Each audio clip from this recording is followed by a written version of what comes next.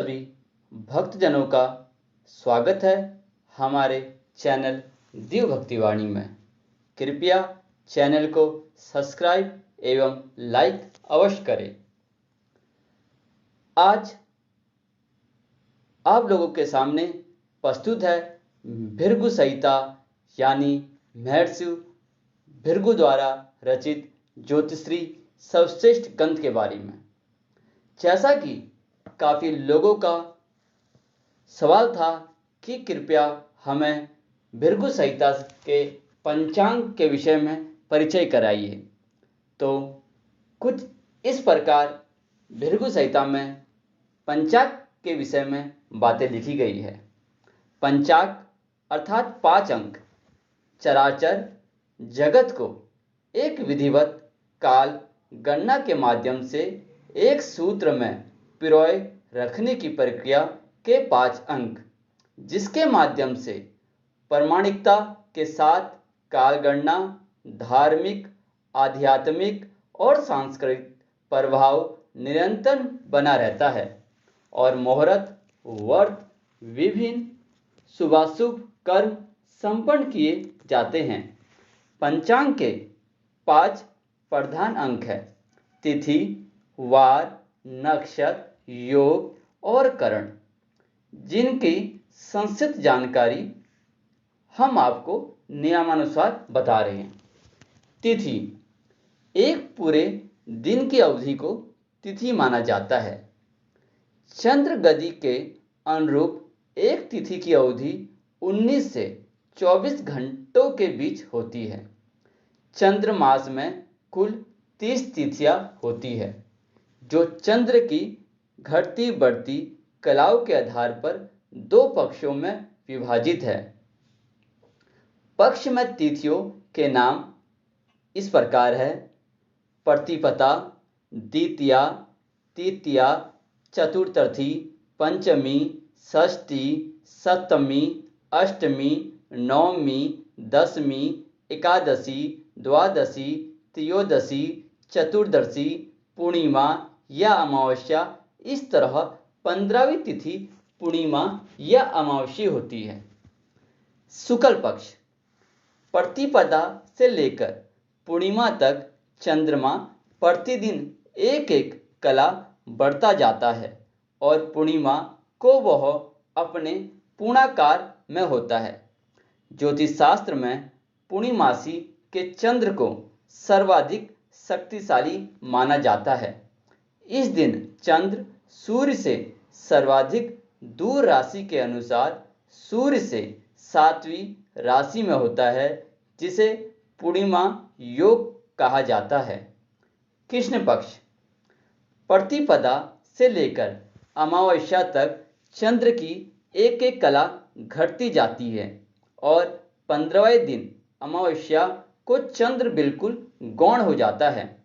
ज्योतिष शास्त्र में अमावस्या के चंद्र को सबसे कमजोर माना जाता है।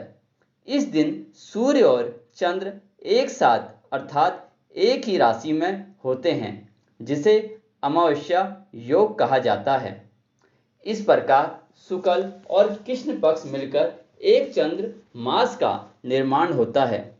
वर्ष का आरंभ चैत्र शुक्ल प्रतिपदा से आरंभ होता है तथा उसके पश्चात प्रत्येक पूर्णिमा को चंद्र जिस नक्षत्र पर होता है उसी के नक्षत्र पर उस मास का नाम रखा गया है।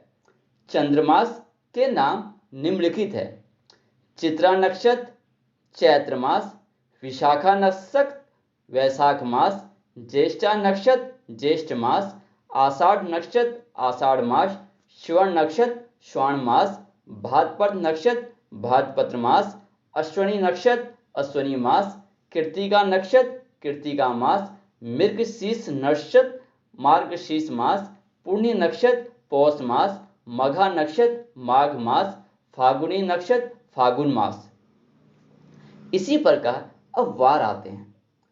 प्रतिदिन सूर्योदय से 1.5 घंटे पूर्व से किसी एक ग्रह की होरा रहती है। जिस दिन जिस ग्रह की होरा होती है उस दिन का नाम उसी ग्रह के नाम के अनुसार होता है। इस प्रकार 7 दिनों में प्रत्येक ग्रह की हीरा के अनुरूप 7 दिनों के नाम रखे गए हैं। ठीक है, ये समझने वाली बात है। 7 दिनों के नाम रखे गए हैं, ये नियमानुसार है।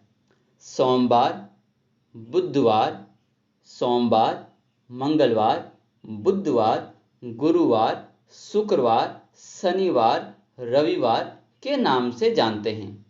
अर्थात जिस दिन सूर्योदय के समय चंद्र की हीरा होती है उसी दिन का नाम सोमवार होगा।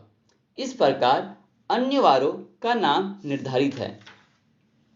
अब नक्षत्र सारे ब्रह्मांड की 360 अंश की गोलाई को 12 राशियों और 12 राशियों में 27 नक्षत्रों से घेरा हुआ है, जिसमें सूर्य के परित चंद्र और अन्य सारे ग्रह भ्रम रहित रहते हुए चराचर जगत पर अपने शुभाशुभ प्रभाव छोड़ते हैं।